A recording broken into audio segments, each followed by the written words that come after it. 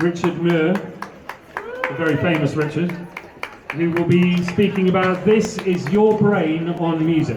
I'm going to do a lap and make sure. Thank you, James. Hello, thank you, and thank you, everybody. So, for those of you that know me, you know I make music. For those that you don't, I make music. More volume, Mo? More volume, there's a lot of noise. Okay. How's this, Mo? Better, all right. So first of all, Nomad Fringe is non-commercial. Any of you familiar with the music industry, you will know that I will not make any money from it, so there's no danger of that. This talk is titled This Is Your Brain on Music, a journey from the simplest sounds to political change. And I don't think we'll have time for political change today, but let's see if we can get there and cover it. What I'm going to talk about is how sound is constructed, how you perceive sound. I hope to get to the point where I can talk about how it affects the individual experience, the collective experience, and hopefully cultural and political change. But I've also got some demos for you as well, and I want to really focus on the concept of what is music as well. So yeah, let's see. There might be some technical problems. We'll find out. So first of all, what is sound? No, I'm going to tell you, man. So sound is produced when an object vibrates, which causes energy to move through the air. Okay? The vibrations travel through air, water, and solids. They're picked up by the hairs in your ears, translated into chemical, then electrical signals in the brain. Sound is created by a loudspeaker like this. It's sent as electrical signals through the wire, which moves a magnet backwards and forwards, making the speaker move, sending pressure waves through the air, which go into your brain and make you happy or sad or whatever. Krista, what are you listening to?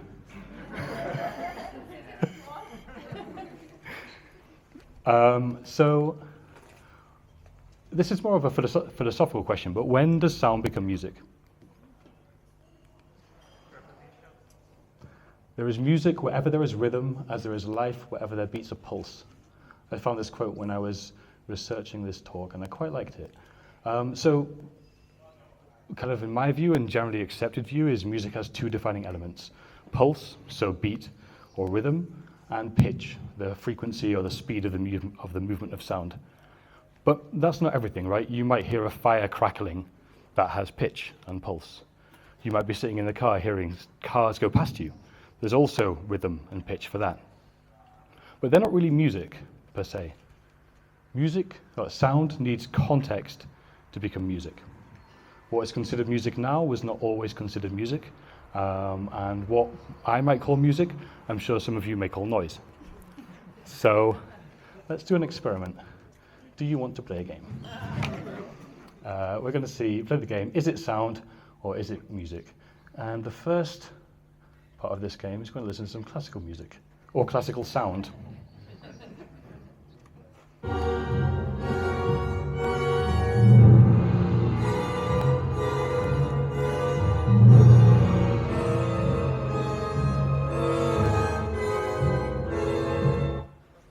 Sound or music? A lot of people disagreed when this came out, actually. Igor Stravinsky's The Rite of Spring. I was convinced he was raving mad. Heard this way, without the colour of the orchestra, the crudity of the rhythm was emphasized, its stark primitiveness underlined. Unspeakably vile is another one. I quite like it. Next one, Black Sabbath.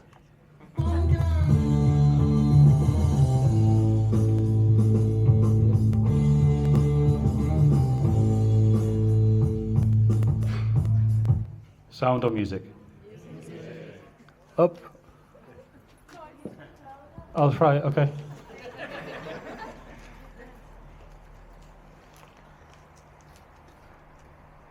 Black Sabbath, discordant jams reeling like velocitized speed freaks. Bullshit necromancy. And now for something a little more modern, let's say. Sound or music?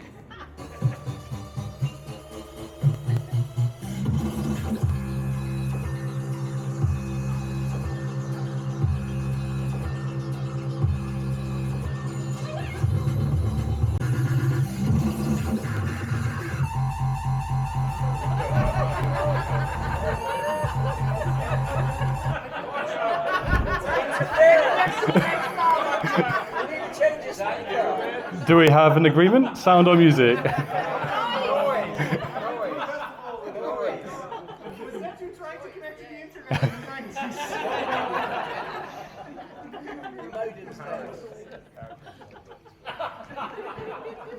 It's all about context. I'm sure your random Dutchie in a nightclub at 4 a.m. who's eaten half a pharmacy would probably say that's the sweetest sound in the world. And your French aristocrats listening to Stravinsky, not so happy with that. So music's all about context, really. And now I'm going to talk to you a little bit how sound is created, how you create sound from simplicity. And you might see a common theme in all the images behind here.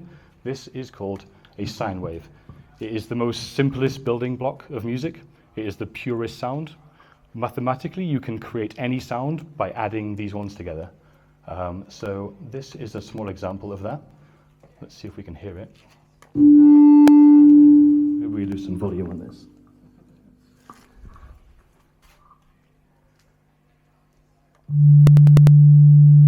So this, the purest sound, created by a circle going round and round. Now you can add circles together to create different tones and harmonics. For example, when you add these circles together, you get something called a triangle wave, which gives you a different noise. So you can see you have the little tiny circles going around and the sound has more high frequency content. You can also add even more circles to get a different noise.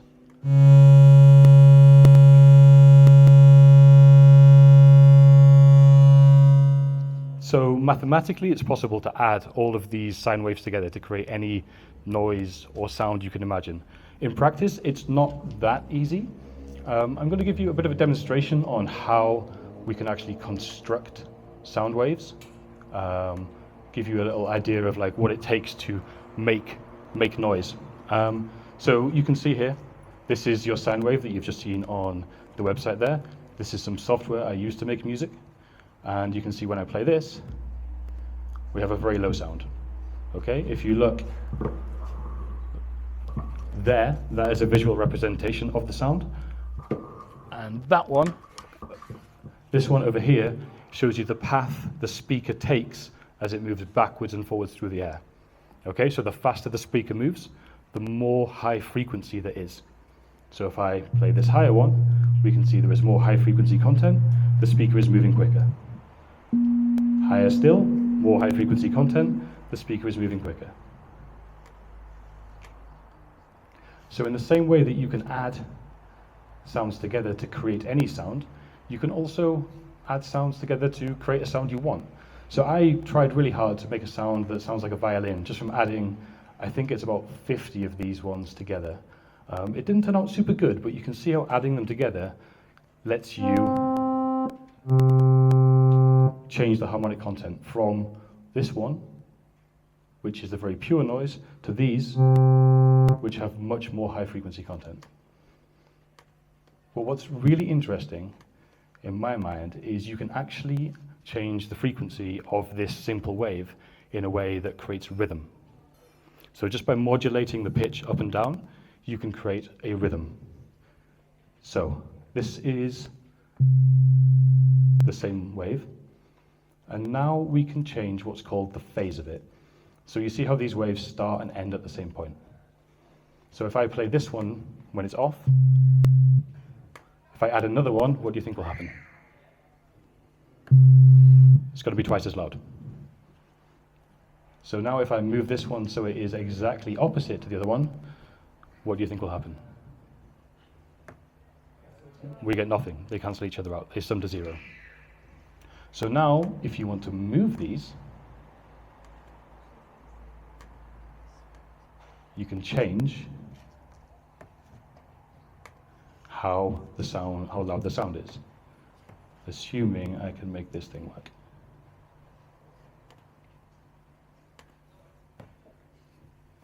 Okay, so that didn't work, but that's okay. There's another way of doing this, is you can also play sounds of very similar but different pitches, which also creates the same effect of increasing and decreasing. Here we have one sound, What is going on here? Oh, I think I know. No.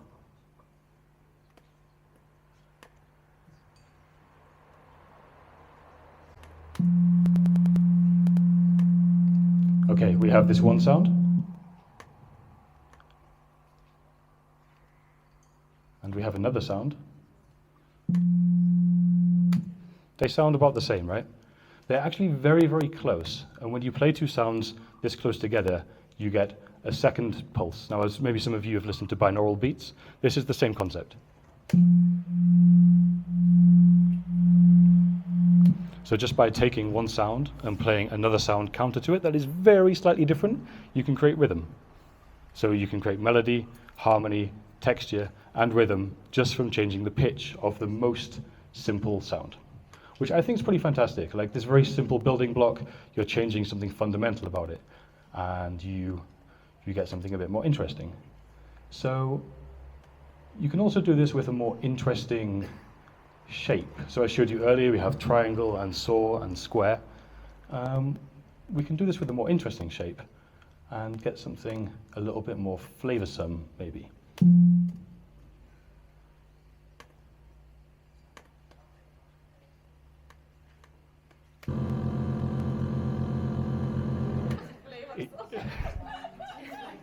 Yeah. So you can see when we change the difference between these, so I'm making this one closer in pitch, and this one less close in pitch. You can hear the pulse of the rhythm there. And if you play the right drum beat with this, then you can make James wet himself.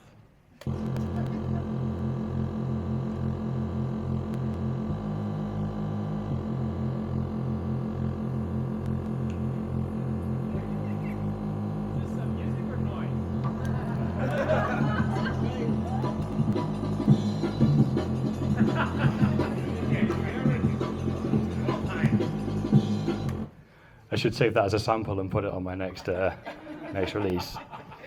Bonus points and or beer for anybody who can tell me the name of this sample. One of the most influential 6 seconds of music that has ever been created, in my opinion.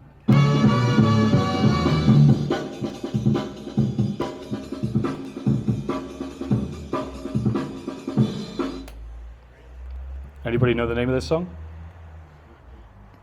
It's a song called Amen Brother, and it has been sampled minimum of 7,683 times.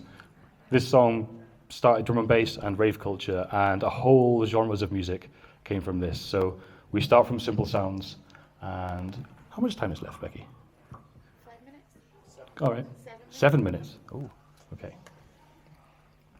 So we start with simple sounds, and then we can move to how sound affects the individual.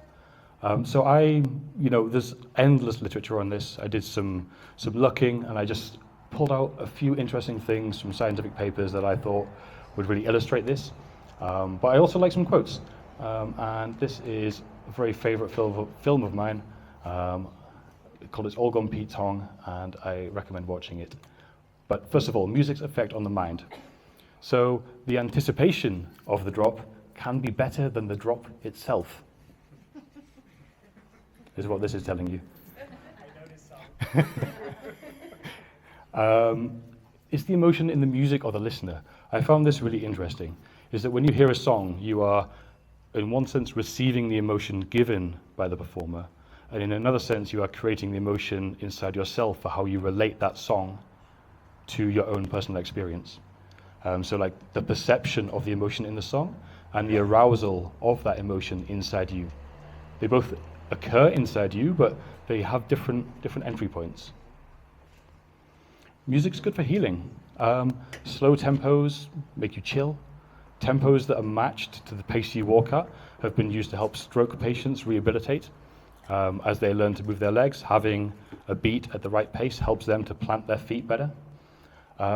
Sound can also help people with Alzheimer's to remember their lives better and to have more positive experiences.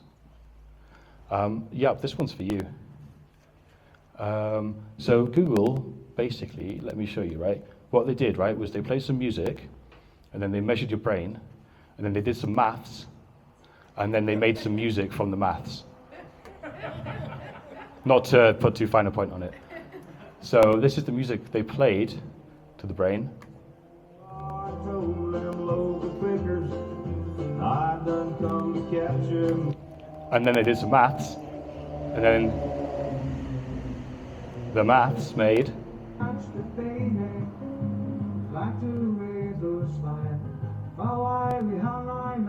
So I think it's fantastic that the lyrics are absolutely nonsense, just vocal noises, but they've measured people's brain activity when they're listening to music and reconstructed something that is like approximate, similar to what they were listening to, with maths. I think it's mad. So music's effect on shared experience. Listening to music alone is great. Listening to music with friends is better. Shared listening increases pleasure specifically for your friends' favorite songs. So you don't have to listen to your own sad songs at home. You can listen to your friends' sad songs and be happy together. And there's a whole evolutionary biological point to all of this as well, is like music is one of the earliest and most accessible forms of interpersonal interaction. If you have a baby, you sing to your baby. Babies hear music and have a sense of rhythm when they're very, very young. It's about connection. Music for healing and bonding. Collective singing has been shown to help people reduce their trauma response and to heal from serious trauma. Dance helps people connect. Making music in larger, more complex groups of people is effective for social bonding. So go to a rave. Listen to Unicorn on Ketamine. Meet the Dutch guys. We actually made it to political and cultural change. Music has had a profound effect on this. Hard to overstate. I've picked what I think are 3 interesting, important examples. Plato actually said, musical innovation is full of danger to the state, for when the music changes, the laws change with them. And this Plato guy is like pretty old, so. For an example, work songs sung in cotton plantations in the American South evolved into blues music. Freed men and women used this music to express their struggles and experiences. This music was transmitted to the wider American society and helped to affect change in terms of like civil rights. I have vastly condensed what happened there. It also influenced rock and roll artists and music today. Most of it comes from blues. I found this when I was researching and I really liked the quote, so I thought I'd put it in. It's quite powerful. Elvis invented the teenager. Believe it or not, easy credit, technical progress, and Elvis Presley gave teenagers the buying power to become consumers. And they bought Elvis-branded radios for $1 a week. And then finally, in response to rave and free party culture in the UK government created a law criminalizing listening to music wholly or predominantly categorized by the emission of a succession of repetitive beats. Hard to say, even harder to enforce. Basically no techno is kind of what I read into it. But culture affects music. The most important example I see is social media. It's making people's attention spans shorter. Artists on Spotify get paid only when a stream passes 30 seconds. So artists are releasing 30-second songs, 2-minute songs. They're making very short intros. They've removed the bridge in the middle 8. They're releasing less albums and more singles, all to feed the algorithm and people's attention spans. That brings me to the end. Thank you for listening. I have time for questions. I'm also on Saturday going to do a drop-in session there with my decks and with some music kits. So if you're interested in like mixing or like producing, then I can just show you how to do it. I'm not particularly good, but it might be better than you, and maybe I can show you a few things and maybe you can enjoy it. So yeah, thank you.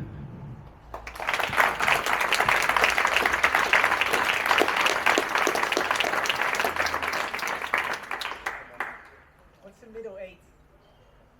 It's the bit in the song that's different to the chorus and the verse. Yeah, the bridge, the middle 8. It's got different names. That's the best part of the song usually. Why are they removing it? Yeah, exactly. I agree. It's the point of a song is to go on a journey in my mind, and you have verse, chorus, and then you go somewhere else, and then you come home. No, I'm with you, Camille. Can AI make music? I knew this was coming. It can make things that sound like music, for sure. Depends on if you believe if there is something ineffable about the human quality, if humans have a soul, and if you think you can transmit that soul into music. I don't think a machine could make the music that I make, because like how would it know what I would make? I think it can make sounds that sound like music. I think it's quite worrying in some ways. Yeah, I'm kind of conflicted, right? Because I've always believed that like anything that democratizes the creative process is a good thing, right? If you wanted to make electronic music in the 80s or the 90s, you needed like $1 million recording console, and now you can do it with a 200 quid laptop. More people can express. But I think what AI does is it removes the effort from the expression, removes the ownership of a person, it cheapens it. And so, yeah, it's kind of painful in some way to see this thing that I love so much kind of like hacked to pieces by a robot. But anybody who writes or reads or writes software for the love of it, or any of that, you're all experiencing the same thing. Like robots should be washing the dishes, not writing poetry. Right. Have you ever started and considered I think it's called pleasure predictability? So for example, if you're Westerner and grow up with Western music, especially classical music, you're used to anticipating certain patterns in music. So even if you've never heard a song, you kind of know when it's going to go, and it's pleasurable to hear that. And then, for example, when you listen to Asian music or African music, it can be a bit stressful because the beat's going to go not in the direction you anticipated. So does it affect how you create music? Do you have a particular culture in mind when you do? And how does it fit into the music world? Yeah, awesome question. Thank you, Alex. For me, when I'm listening to music, I want to be surprised and challenged. Like that's why we had Unicorn on Ketamine just now. Surprising, challenging. If you look at it from a scientific point of view, like the expectation and payoff, you want some surprise. If you know exactly how the song's going to drop, it's like, yay. But if you get taken by surprise or in some way surprised, I think that's more powerful. I try to balance that in my music. For me, it's why I listen to music, is to be shocked and to be surprised and to be challenged. Not everybody wants that, but for me, it's kind of the whole point. Thank you.